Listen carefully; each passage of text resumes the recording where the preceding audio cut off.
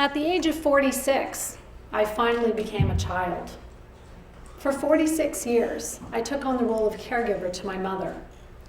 You see, shortly after I was born, she was diagnosed with schizoaffective disorder, which later became a diagnosis of bipolar disorder. And as a child, I was convinced that my birth had caused her illness. If she hadn't had me, she never would have gotten sick. But because she did, and it was my fault, it was my responsibility to take care of her. Things were volatile with my mom's illness. She'd be good for a while, and then something would trigger periods of mania where she would frantically clean. I mean, literally, you could eat off of our kitchen floors, they were so clean. Now, that might not have been so bad considering that my parents owned an office cleaning company, and I'm sure her clients did not complain about the cleanliness of their offices. On the days that she was unwell, she would be in bed until 3 in the afternoon. She would get up, she'd make dinner, she'd feed us, and off to work she'd go. She never missed a day of work unless she was hospitalized. She'd leave at 5 p.m. with my dad, they'd come home at 1 in the morning, and I never fully appreciated the amount of strength it must have taken for her to get out of bed on those days.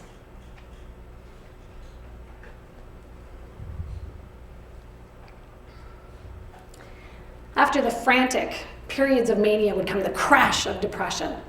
And honestly, I don't know what I hated more, the mania or the depression. Because with the depression, it ultimately would result in a call to 911 and her being hospitalized against her will. I watched my dad struggle as he made those calls. I could see he didn't have the heart, the strength, nor the confidence in his English language to make them. And I recall the very first time I called 911, I was only 7 years old.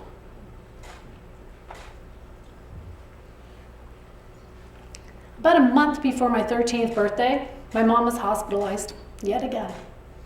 When I went to see her, she invited me into her room. She desperately wanted to show me something. When I walked in, I saw that she had taken her blue spring coat and she had laid it on top of a yellow hospital blanket, kind of in a square pattern on her bed. She leaned in and she whispered in my ear, "You see this? This is the Ukrainian flag. Blue for the sky above, the yellow wheat fields below, where so many died for your freedom." Huh? I was really confused. I was like, I have no idea what you're talking about. I was born in Canada, not in Ukraine.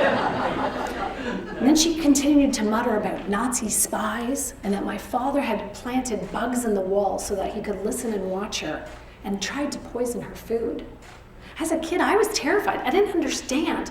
How could she possibly think this about her husband, my father, that he would do those things to her?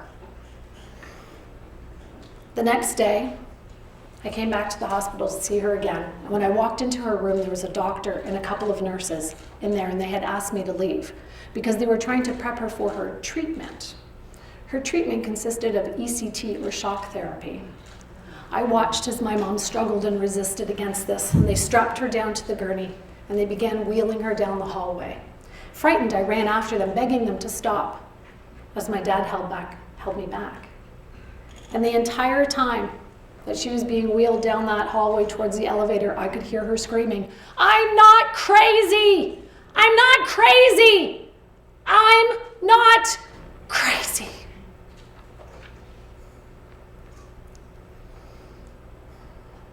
When she came back from those treatments, she certainly wasn't crazy. She wasn't anything. She was mindless for days. That particular treatment happened 2 weeks before my brother's wedding. She'd been in the hospital for a month. They had let her go home for the weekend to attend the event. And when she got home, nobody knew what she had endured. How could they? We didn't talk about it. We were ashamed and embarrassed. And that's what stigma does. It silences us. And so when she showed up at my brother's wedding, she looked every inch the mother of the groom. But inside, she was suffering silently. And on Monday, she returned back to the hospital. As a kid, I didn't understand, why couldn't somebody help her? Why couldn't somebody fix her? And I thought, okay, fine, nobody's going to do it, it's up to me. And hence, the birth of my identity as the fixer. This identity served me well in my teen years and became solidified as my mother tried to take her life numerous times. And each time resulted in a call to 911 and my dad and I being in the hospital trying to deal with it. The more unwell she became, the more frightened I became. And unfortunately, when I become frightened, I pull away. I withdraw. I want to move into logic and I want to squash all of my emotion. I just want to deal with the problem. Now, unfortunately, when you start to view people as the problem, your relationships become really challenging and difficult. And her and I, we had a difficult relationship. We fought like cats and dogs. I became rebellious and angry as a teen. But underneath that rebellion and anger was fear.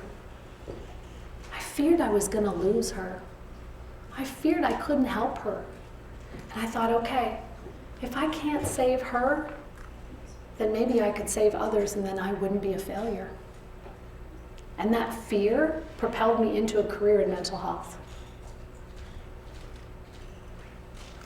When I began working in mental health, I began working with individuals who were living with diagnoses with schizophrenia, bipolar disorder, and borderline personality disorder. And I felt responsible and accountable for every single one of my clients' lives. My first epiphany happened on a typical housing visit with the second woman who had influenced me. And her name was Henrietta. And Henrietta, she was small but mighty. There she is, small and mighty. And she was living with a diagnosis of schizophrenia, and she was in jeopardy of losing her housing because of her declining mental health. So when I went over to the visit, I walked into her apartment, I looked around and I was like, Henrietta, we have got to do something about this. You're going to lose it all. We got to get you back on your medication. You need to see your psychiatrist and you need to keep your appointments with me, or really, you're going to be out on the streets.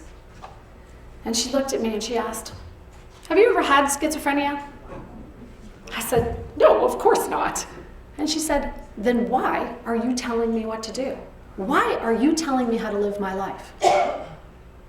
I responded with, I think that's my job. I'm supposed to help you, and I'm supposed to help you stay better. And she said, no, your job is not to tell me what to do. Your job is to ask me how I've managed to survive for 30 years with schizophrenia. My entire world tilted on its axis. Wow, ask instead of tell. Could this possibly be effective? I didn't have to have all the answers. I was willing to give this a try. Okay, let's ask questions. And so I began to ask questions, lots of them, great ones, crappy ones, all sorts of questions. And here's what I discovered. As I started to ask questions, I could journey alongside of others instead of feeling like I needed to carry others. The third woman in my life wasn't someone I had spent a lot of time with. In fact, I didn't know her very well. And her name was Philomena. And Philomena also was living with a diagnosis of schizophrenia. Unfortunately, most of the time that her and I were working together, she was quite unwell. She was seeing and hearing things that I didn't. And it made our conversations really hard because she wasn't present. But my gosh, when she smiled, she could light up an entire room. So one day I'm on my way and I'm going to a meeting and she stops me in the hallway and she grabs me by the shoulders and she looks me square in the face and she says, Christine, an organization is like a fish. It stinks from the head on down. With that, she stopped, turned, and walked away. I was like, wow, how could she have possibly known that I was struggling with the leadership in this organization? What did she see that nobody else did? And in that moment of clarity, she gave me a piece of wisdom that I carry to this day. While working frontline mental health, all I wanted to do was fix people. Not just their problems, but I wanted to fix them. I kept thinking if I could somehow figure out what happened to people, that I would magically come up with some solution to fix them. And over time, I began to realize my need to fix wasn't about others. My need to fix was about me. People didn't want it or need it or hell even asked for it, but I did it because it made me feel better. And I noticed I carried that tendency with me when I moved out of frontline and into leadership positions. An employee would come to me with a problem and I would have the solution and I would feel so fantastic. I would tell them what to do and off they would go. Oh, so good. And then I'd hear Henrietta's comments in my ears. Why are you telling me what to do? You should be asking me how I've survived so long. I was doing it again. Okay, so the next time an employee came to me with a problem, I began asking questions. When in the past have you experienced something like this? What did you do? What was helpful? What questions is what I started asking. And here's what I discovered. People have way better solutions to their problems than I could ever give them. And not only that, but people became a lot more accountable and responsible for fixing their problems. I didn't have to. It was just another reminder to me, I didn't need to fix people. Along my leadership tenure, I discovered the world of executive coaching. Oh, it was bliss. It was an entire world of just asking questions and not telling people the answers. And here was a place that I could practice again, journeying alongside of others versus having to carry them. Curiosity, questions, all became a superpower, thanks to Henrietta. And with Philomena's comments, it reminded me of the importance of not only working with individuals, but working within systems to make work better for everybody. And so leadership development became my passion. I just wanted to help leaders be the best that they could be so that they can create environments of success for their teams. Because it is true, a fish does stick from the head on down, and so do organizations. And I just want to help you as leaders to have less stinky organizations. And so I began to teach leaders how to coach, how to ask great open-ended questions, be curious, and listen intently to the answers being shared. And the leaders who applied this skill discovered some remarkable improvements in a couple of areas: communication, psychological safety, and when those two were in play, they noticed an improvement in overall productivity. Our histories shape us. They become the MO in the course of our lives. And sometimes our insights and ahas come from some unlikely places and unlikely sources. I thank Henrietta for teaching me about curiosity and asking questions from a person's lived experience. I thank Philomena for highlighting the importance of leadership and how leaders make or break our workplaces. Both of these insights profoundly impacted and shaped the work that I do to this day. These lessons, however, they were easily, well, maybe not so easily applied in my professional life, but I could because they made sense to me, because they were cognitive, intellectual, rational. I could see the results of this. Whereas the lessons from my mom, much more complex and riddled with emotion. She showed me that people living with adversity and mental health disorders live full, meaningful, and productive lives. She and my dad were married for more than 55 years until his death. She raised 3 successful kids. She helped support us, and she helped our children. She had friends. She and my dad managed a business, and she did all of this despite having a mental health disorder. And yet, over the years, I just kept trying to get to the root of her illness. I just wanted to discover the why. What happened? Why did she get sick? And underneath it all, I think I just really wanted to prove to myself that it wasn't my fault. As long as I kept my mom in the energy of her illness over her wellness, I could never truly see her. Despite her successes, all I could see were the problems. Because when there are problems, there is a role for me as her fixer.